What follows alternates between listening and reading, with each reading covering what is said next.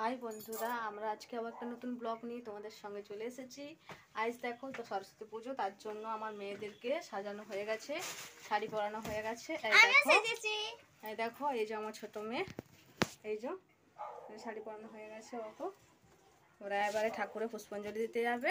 ঠিক আছে, আবার দেখা হচ্ছে। আজকে আমাদের রান্না পান্তা ভাতের সব আয়োজন হচ্ছে, তরকারি কাটা চলছে। দেখো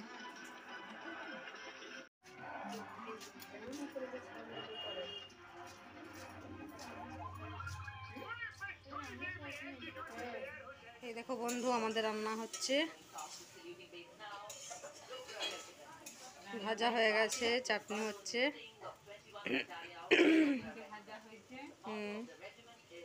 বেগুন ভাজা, সিম ভাজা, আলু ভাজা হয়ে গেছে, বাঁধাকপি এখন বাকি আছে। দেখো আমাদের জায়গা একটু কম, তো তার জন্য সিঁড়ির নিচেতে রান্না করতে হচ্ছে।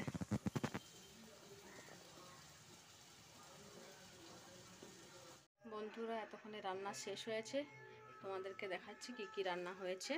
দেখো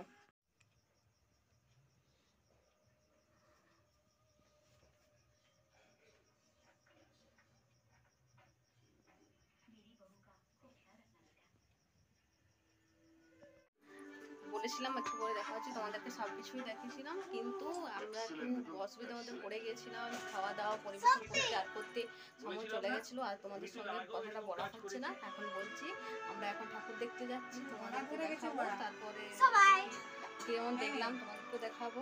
ঠিক আছে। গুপি বাঘা পেল বর, জবর জবর তিন বর। মূল রচনা উপেন্দ্র কিশোর রায়, সংকলন সম্পাদনা আবহ প্রকাশ পান্ডে। গুপি গাইন অর্থাৎ গায়ক। গুপিকে দেখলেই গ্রামবাসীরা ঠাট্টা মস্করা করে, বিদ্রুপ করে, কেননা গুপির কণ্ঠে না আছে সুর, না আছে তাল।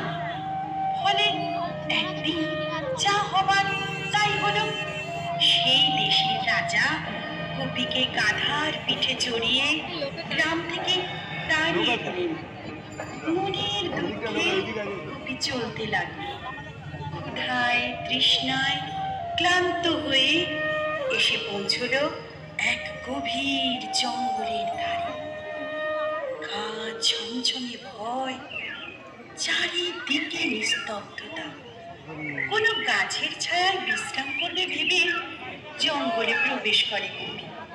কিছুটা ভেতরে গিয়ে গুপি দেখে একজন মানুষ পাশে একটা ঢোল নিয়ে গাছে হেলান দিয়ে ঘুমোচ্ছে।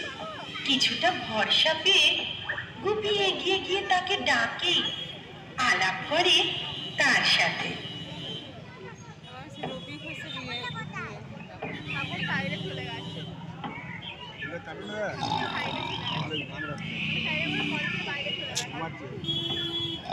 বলছে এটা ধর, তুই ধর, এই মাথাটা লড়াচ্ছিস, এদিক আর এদিক করছে মাথাটা, দেখতে পাচ্ছ।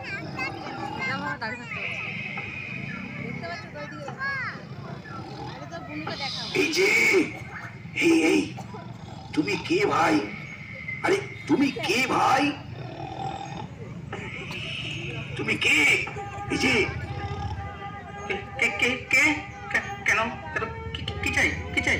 কি নাম তোমার? পাগা পাগা মাইন। তোমার? গুপি গুপি গাইন গো। নিবাস আমলো কি?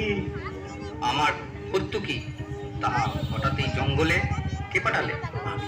আমি তো গাই গান, তাই শুনে রাজা কান ধরে দিল টান। তারপর সকলে মিলে দাঁড়ালো এই জঙ্গল। আমি বাজাই ঢোল, তাতেই গন্ডগোল। তারপর তোমার যা দশা, আমারও তাই খাসা। বাগাদা বাগাদা খুব ভালো হলো জানো। আমি গাইবো, তুমি বাজাবে, কিন্তু বড় ক্লান্ত গো। সারাদিন গাধার পিঠে